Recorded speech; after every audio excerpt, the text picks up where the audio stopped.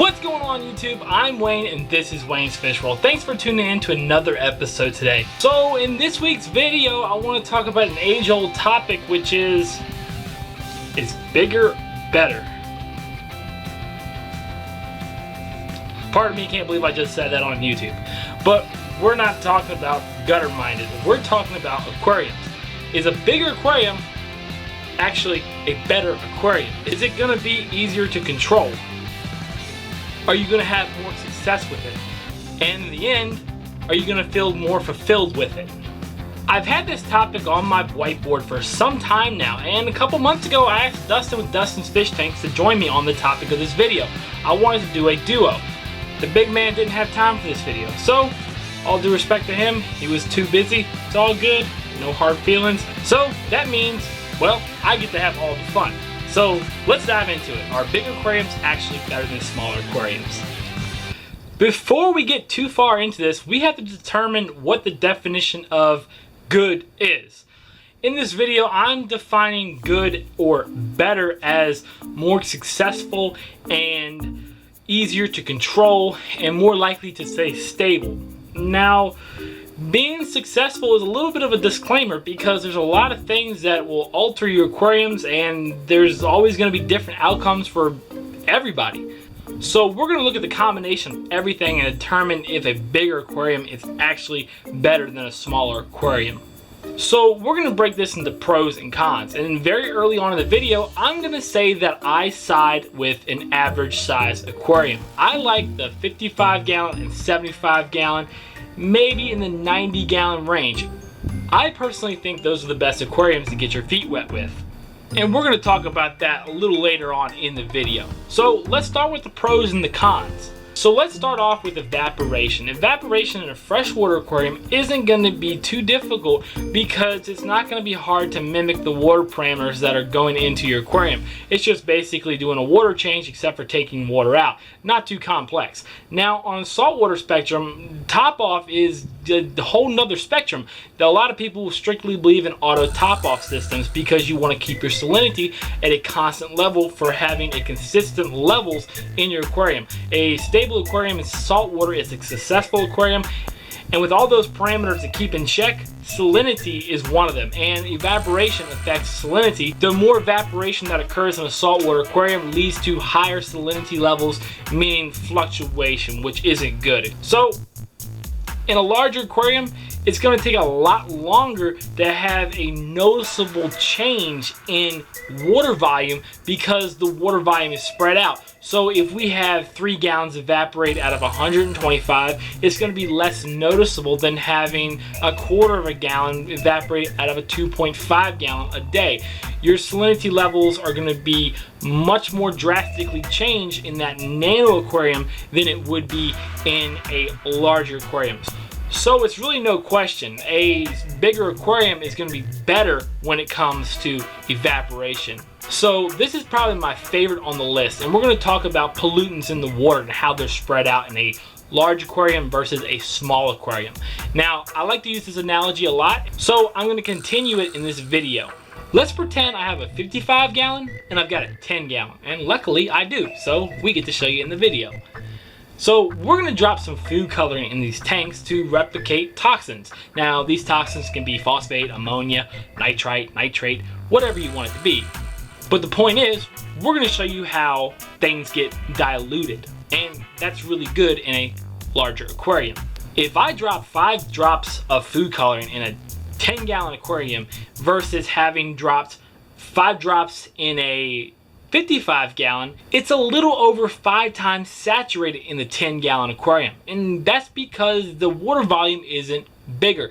There's less water volume for that food coloring to spread out to, and that food coloring is replicating toxins in the aquarium, which is bad. So if we take a look at comparison, you can see the 55 gallon with 5 drops of food coloring is barely noticeable versus having those drops in the 10 gallon aquarium.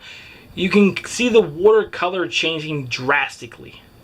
So what that means in your aquarium is it's going to take longer for bad things to happen. So your larger aquarium is no doubt going to be more forgiving. So just like the evaporation, larger aquariums are going to get another check mark. The next one on the list is another crucial factor when it comes to the life of the inhabitants of your aquarium, and that's temperature. Temperature fluctuations are the worst thing ever happened to fish. And fish, all depending on the species, can take a wide variety of temperatures. The temperature in nature does not stay constant all the time, even if they come from the equator. Think about it like this. We have cold fronts, we have warm fronts, we have days where it's actually, let me give you a good analogy. I live in Virginia. A lot of you people know that. And we had, no lie, a blizzard. No, I take that back. Let's backtrack. It was 78 degrees on Christmas, which is unheard of. We had a blizzard like a week after that, and then we had F3 tornadoes after that. Weather doesn't get much more crazy than it does in Virginia. It's constantly changing. But near the equator, the weather is going to be more consistent, but it still has its swings. You're going to have days where it's 86 degrees. You're going to have days where it's 85. They also have their seasons. Even though they're in the equator, where it always stays constantly warm, they have their winter, fall, summer, spring. But the swings in temperature are going to be less drastic. They're not going to be like here in Virginia, where our winters get near zero and where our summers get around 115 max. But then again, in Virginia, the weather is so god-awfully unpredictable. We might have snow on the 4th of July, and then we might have fireworks on Christmas. And then we might have a volcanic eruption out of nowhere the next day. We want to keep our temperature at a consistent level in the aquarium. Just like our evaporation levels when it comes to salinity, we want to keep consistency in the aquarium. That's one thing that I'm going to kind of interrupt this video and get off topic. Keep your aquariums consistent. Don't go in there playing around trying to change anything. Let your aquarium take care of itself. But continuing on. In a smaller aquarium, there's less water volume. So if you're familiar with aquaponics or greenhouses or anything like that, you know that water can be a huge heat sink. And the more water volume you have, the bigger the heat sink. So what that means is a larger water volume, once again, is going to be more favorable. And it's going to take a lot longer for that larger body of water to lose the heat that is trapped inside of it. While on the other hand, a smaller water volume is going to lose the heat much faster. That being said, we want to keep temperature consistent. It takes longer for heat to be lost in a larger aquarium, and it takes longer for things to heat up. Cranking the heat up can be just as bad as cranking it down.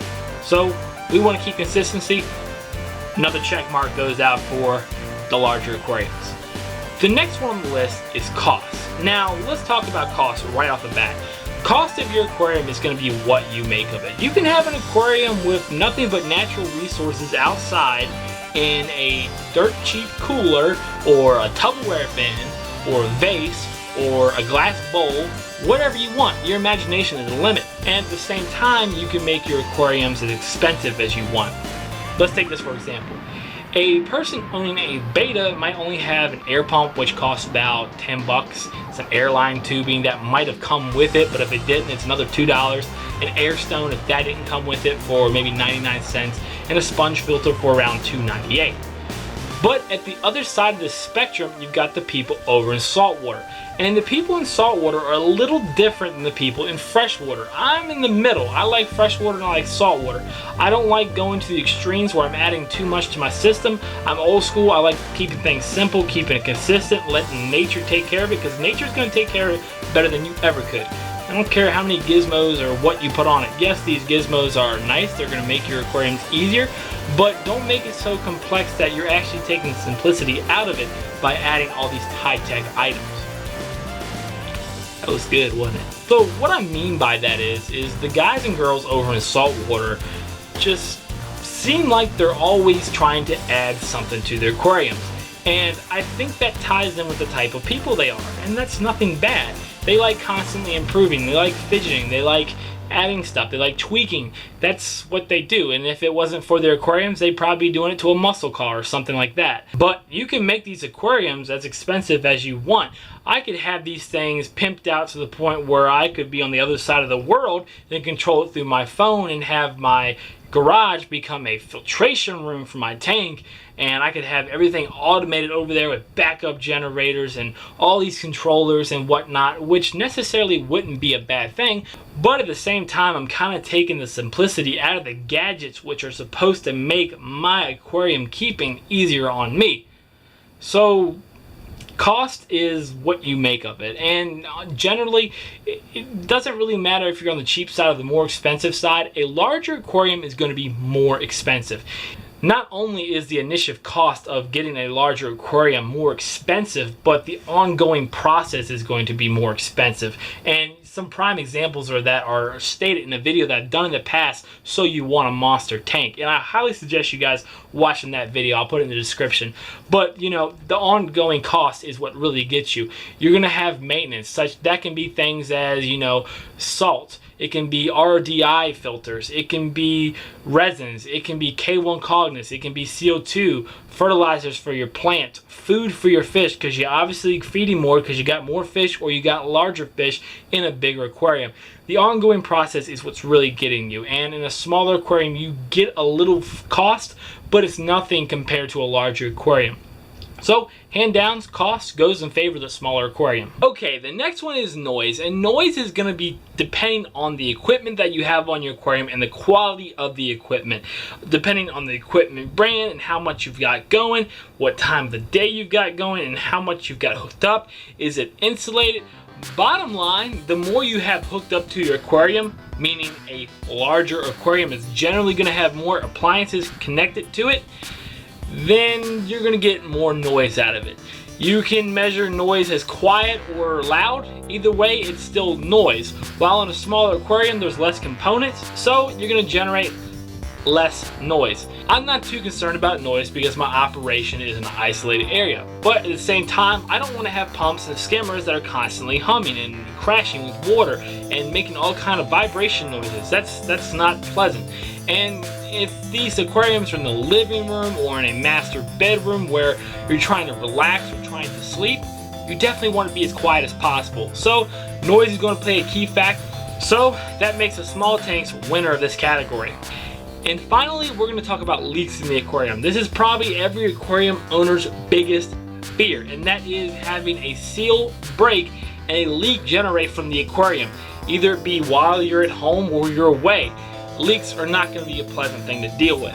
You're going to have water going everywhere, and I'm standing on wood floor, so that could ruin those floors. I'm also on an upper floor right now, so that water is going to travel down. Hopefully that water doesn't travel into electrical. So not only is the water going to damage this floor and possibly electrical, it's also going to damage the lowest floor it can reach, and it's going to keep damaging until it hits bottom. Not only is it ruining your home, but it's also killing your fish. It's ending that little piece of nature that you created.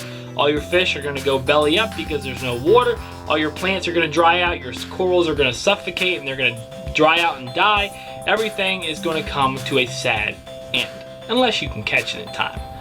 Would you rather have a lot of water leaking or a smaller amount of water? I'd rather have a 1 gallon aquarium leak rather than my 125. Let's pray that never happens. Once again, the check goes in favor of the smaller aquarium. So that brings us at a tie. 3 for big aquariums and 3 for smaller aquariums. Now, if I really wanted to be biased, I could favor this in any way I wanted to. I could ramble on about any different scenario and make a presentable argument on why which of the two would be a better option. Earlier in the video, I stated that I side with an average size aquarium. I like the 55 gallon and 75 gallon, maybe in the 90 gallon range. That's because you're getting the best of both worlds. You're kind of taking each of the pros and the cons and combining it. 55 gallon and a 75 gallon are the best aquariums I think you can start with. If you want to really get into aquascaping, I highly suggest you go in with the 75. I want you guys in the comment section below to put your opinion on, is a bigger tank better than a smaller tank? Or do you agree with me in having a middle ground aquarium being the best option? Leave your comments below, that way everyone can formulate different opinions and grow up. So guys, bigger tanks versus smaller aquariums, I like the average size aquarium.